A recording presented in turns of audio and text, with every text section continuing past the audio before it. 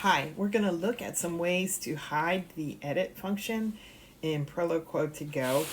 A lot of times kids will accidentally hit that pencil down in the tray and it will put them in edit mode and mess up their communication, leading to frustration. So we're going to go ahead and have a look at how to take care of that.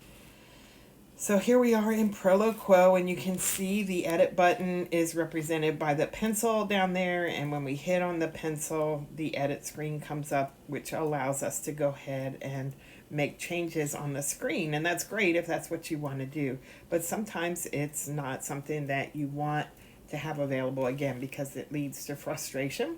So there's a couple of ways you can manage this, and it depends on your individual and how you are using your device, or the individual that you assist is using their device. First, we're going to go to the cogwheel, which is the settings. And you can see that under restrictions, we have a couple of choices, and you can toggle off the edit mode.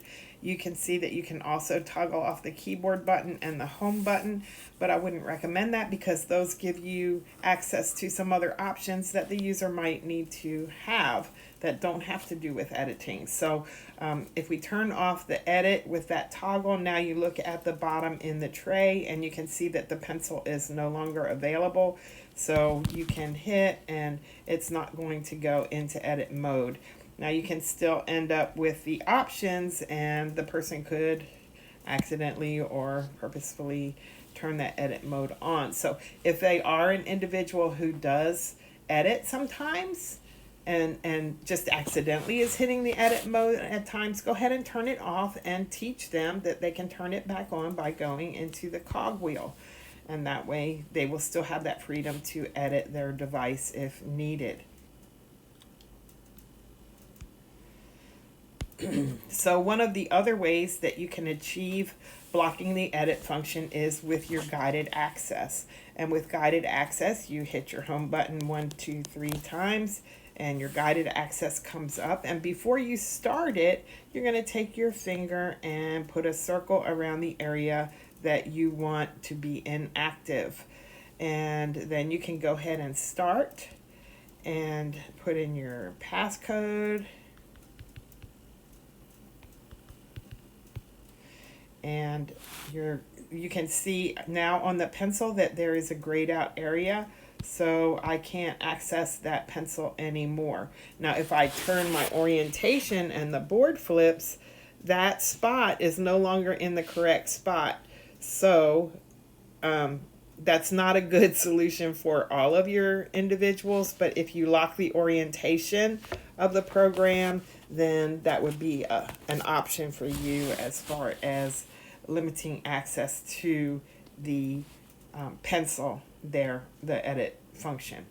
Lastly, and the most involved, because you have to remember that you did it, and I'm never good at that, is to, let's get out of guided access, is to go into your control panel of your device. So we're going to go into the settings. We're going to go down to Proloquo on our device here. So we're going to find Proloquo. Let's find it way down here. I've got a lot of things on this device. All right, Proloquo2go. And then you can see here in your settings that you can turn the options button off, and that's that gear wheel. So if we turn this off and then we go back in our device to Proloquo, you're going to see that now we no longer have the gear wheel. And so if we had turned settings or turned the edit feature off, the pencil wouldn't be there and the gear wheel wouldn't be there. So let's go back. Let's go back to the Proloquo2go, and we'll turn the buttons. We're going to turn the buttons back on. So show the options button. And now we're going to go back here to Proloquo, and in my options button, I'm going to turn off the edit mode so my pencil is gone. And now I am going to go back, and under here in Proloquo, I am going to not show my options button. So that means that when I need to edit something, I'm going to need to go back into my settings of my iPad device, go down to Proloquo, and turn my options button back on. And that's the part that gets a little confusing to people. So remember, if you want to hide the options button completely so that there's no changes to the actual settings of the device, you're going to go into your iPad settings, go down to Proloquo2go, and turn the options button off. But when you need to edit it again or make any changes to those restrictions or settings, then you're going to need to turn that button back on and then go back to your app, make those changes, and then go back and restore this back to the hidden situation. So those are some ways that you can help eliminate some of the errors that happen. If you do have an issue and something has happened to corrupt the vocabulary in your device, if you go down to your backup, there are automatic backups that are created, and you can also tell it to back up on demand. And when you do, then you can go to this restore from a backup and tell it which backup you want to restore from. So we'll hit restore from a backup, and you can see that there's a lot of backups there for you to use.